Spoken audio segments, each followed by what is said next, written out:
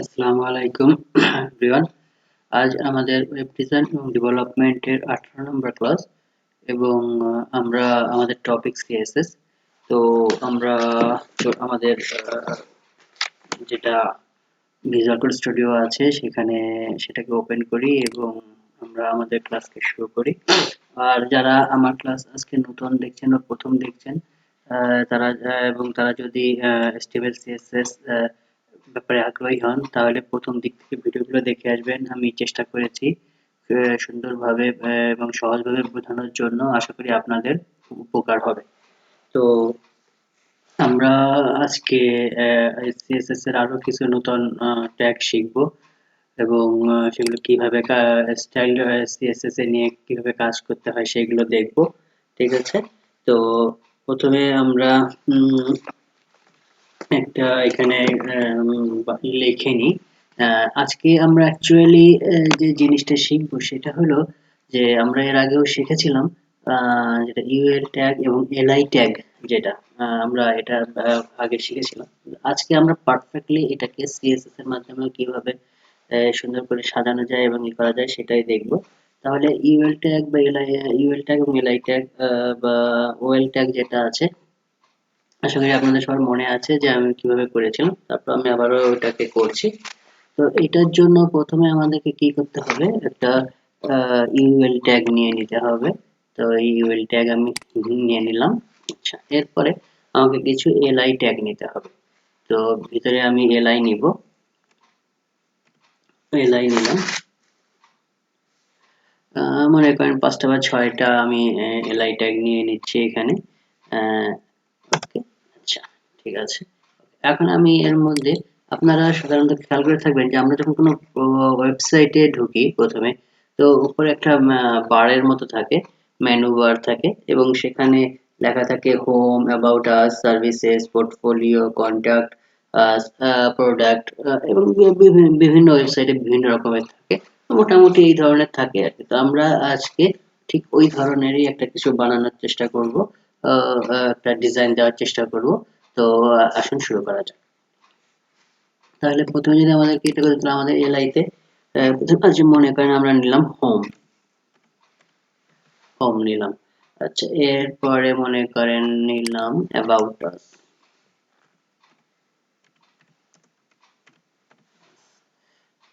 আচ্ছা, এরপরে নিলাম সার্ভিসেস, সার্ভিসেস। ওকে, আচ্ছা, এরপরে মনে করেন নিলাম প্রোডাক্ট,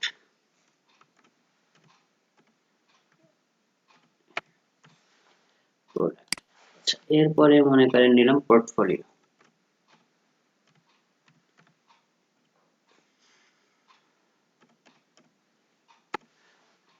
এবং লাস্টে আমরা নিলাম মনে করেন কন্ট্যাক্ট আস।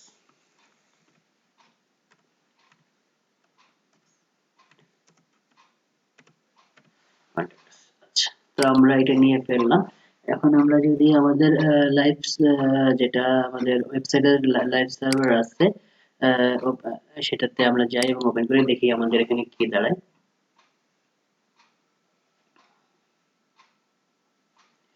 এই দেখেন এইগুলা এইভাবে এসে এসে গিয়েছে। ঠিক আছে? ওকে। তো এখন আমাদেরকে এগুলোকে কি করতে হবে, প্রথমে আমাদেরকে ডটগুলোকে মুছতে হবে এবং এগুলোকে আমাদেরকে সিরিয়ালি সাজাতে হবে। ঠিক আছে? তাহলে আমরা শুরু করি। এটাকে আমি একটু কমেন্টস করে রাখি, লাগলে আমরা এটা ব্যবহার করব।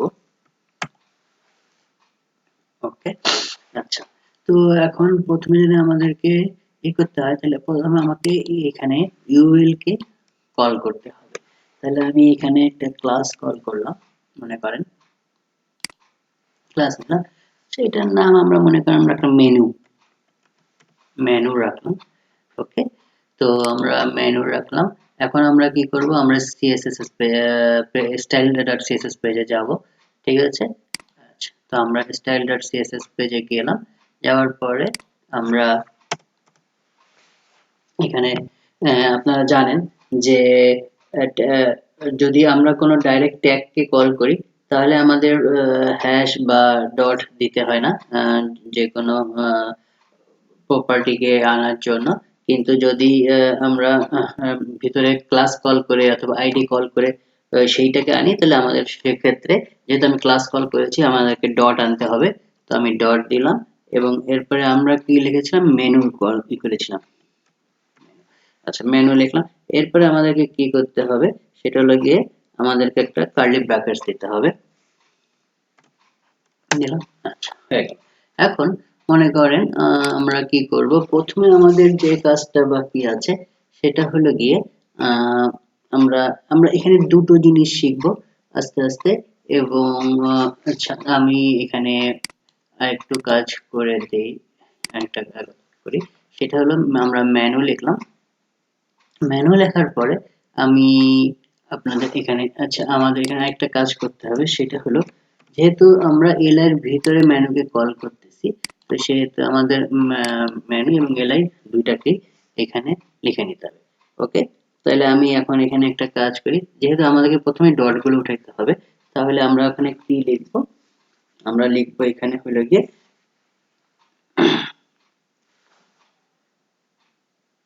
এখানে আমরা লিখবো হলো লিস্ট স্টাইল নান।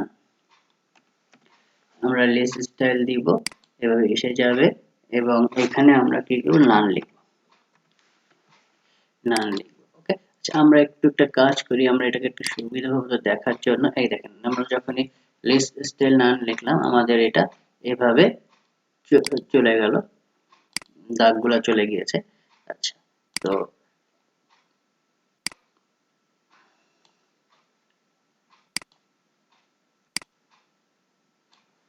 ওকে, আচ্ছা এরপরে আমরা কি করব, এটাকে আমরা মনে করেন সিরিয়ালি বসাতে যাচ্ছি লম্বা ভাবে। তো আমরা এখানে এখন লিখব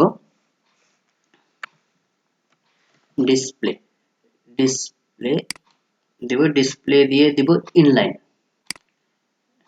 ডিসপ্লে দিলাম ইনলাইন। এখন যখনই আমি ডিসপ্লে ইনলাইন দিলাম এইগুলো পাশাপাশি চলে আসলো। ওকে, তাহলে এখন চলে আসলো যখন, তখন আমরা এখন এখানে কি করতে পারি, আমরা এখন এখানে একটা জিনিস করতে পারি, সেটা হলো যে আমাদেরকে এই যে যে আমরা এগুলো আসলো কিন্তু সব এক একটা এক এক সাথে গায়ে লাগানো রয়েছে। এখন আমরা মার্জিনও শিখেছি, পেডিংও শিখেছি, ঠিক আছে।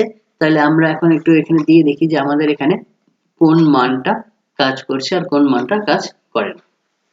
তাহলে আমরা যদি এখানে লিখি মার্জিন,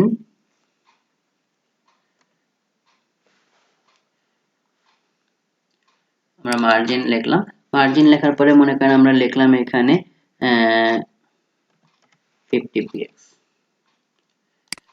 তো আচ্ছা এখন যখন আমরা 50 পেজ এখানে অনেক এটা নিচে নেমে আসছে, ভেঙে চলে গেছে। এটা যদি আমরা এক পেজে নিতাম তাহলে আপনাদেরকে একটু দেখাই, এক পেজে নিলে এটা হয়তো ঠিক ছিল, কিন্তু যখন আমি এখানে এটার মানে ছোট করছি তখন এর নিচে চলে আসছে। তো এইভাবে দেখে এইভাবে দিয়েছি, তো এইভাবে এটা এসছে, ঠিক আছে। তাহলে এখন আমরা একটু কাজ করি, আমরা তো মার্জিন নিয়ে দেখলাম এটা কাজ করলো এবং তার নিজের ভিতরে জায়গাটাকে সৃষ্টি করলো। তাহলে আমরা যদি এখানে পেডিং নিয়ে এটাকে আমরা একটু কমেন্টস করে রাখি, যে এরপরে যদি আমরা পেডিং নিই, আচ্ছা পেডিং নেওয়ার আগে, আচ্ছা পেডিং নিলাম তার আগে আমরা আবার একটু ওটাকে দেখে আসি। দেখেন আমরা যখন ওটাকে কি করেছি তখন এটা আবার চলে আসছে। তাহলে এখন যদি আমরা এখানে পেডিং নিই এবং 50 px লিখি, আবার দেখি তো আমাদের কি অবস্থা দাঁড়াচ্ছে। আবারও দেখেন জায়গা ছেড়ে দিয়েছে এবং সেটা দূরে দূরে চলে গিয়েছে। কিন্তু এখন ব্যাপার হলো যে আমরা তাহলে কোনটা নিব, আমরা কোনটা এখানে ইউজ করব, পেডিং ইউজ করব না মার্জিন ইউজ করব, কোনটা আমাদেরকে ইউজ করতে হবে। তাহলে এইটা যদি আমাদেরকে ইউজ করতে হয়, যে আমাদেরকে আসলে অ্যাকচুয়ালি ওয়েবসাইটের ভিতরে যখন আমরা কাজ করব আমাদেরকে মার্জিন ইউজ করতে হবে না পেডিং ইউজ করতে হবে, সেটার জন্য আমাদেরকে একটু আর একটু ডিপলি এই জিনিসটাকে দেখতে হবে বা শিখতে হবে। আহ, আর এখানে এটাকে মনে করেন কালার করা, এটা লেখার চেঞ্জ করা, এগুলো তো কোনো ব্যাপার না, এগুলো তো আমি আপনাদেরকে আগেও দেখিয়েছি। আবারও ধরেন মনে করেন দেখাই, এখানে যদি আমরা লিখি যে কালার, এখানে যে আমরা কালার লিখলাম এবং কালার লিখে মনে করেন আমি এখানে এখানে এটাকে রেড ইশ একটা কালার দিতে চাচ্ছি, মনে করেন এই যে দিলাম,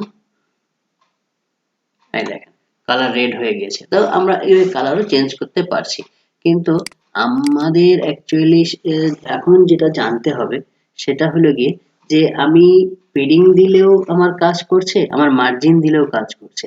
তাহলে অ্যাকচুয়ালি আমাকে দিতে হবে কোনটা এবং কোনটা আমার জন্য অ্যাপ্রোপ্রিয়েট, এইটা আমাদেরকে শিখতে হবে। তো এই জন্য আমরা তাহলে আজকে এখানে শেষ করে দেব ক্লাসটা। নেক্সট ক্লাসে আমরা এটা দেখাবো যে আমরা যখন কোনো ওয়েবসাইট করে দেবো তখন আমরা কি মার্জিন ইউজ করব নাকি পেডিং ইউজ করব, আর মার্জিন ইউজ করলে কিভাবে করতে হবে, পেডিং ইউজ করলে কিভাবে করতে হবে। তাহলে আজকে এই পর্যন্তই। আসসালামু আলাইকুম, দেখা হবে আবার ইনশাআল্লাহ নেক্সট ক্লাসে।